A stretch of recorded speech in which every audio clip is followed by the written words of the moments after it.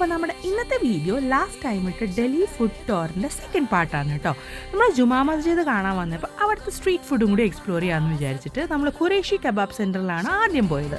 അവിടുത്തെ കബാബൊക്കെ ഓർഡർ ചെയ്തു. നല്ല ടേസ്റ്റ് ഉണ്ടായിരുന്നു, പക്ഷെ നിറയെ ബട്ടറായിരുന്നു. കണ്ടില്ലേ, നല്ല സ്വാദും ഉണ്ടായിരുന്നു. പിന്നെ നമ്മൾ നെക്സ്റ്റ് പോയത് അസ്ലം ചിക്കനിലാണ്. നമ്മൾ ആദ്യം പോയപ്പോൾ തന്നെ അവിടുന്ന് ഒരു ചിക്കൻ ബിരിയാണിയാണ് ഓർഡർ ചെയ്തത്.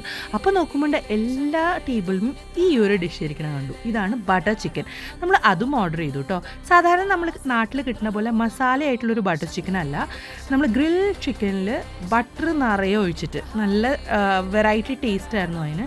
പിന്നെ നമ്മളൊരു മുഹബത്ത് ക ഷർബത്തൊക്കെ കുടിച്ച് പിന്നെ ഒരു ഷാഹി തുകട ഒരു സ്വീറ്റും കൂടി ഓർഡർ ചെയ്തു. ഇതൊരു ബ്രെഡ് സ്വീറ്റാണ്.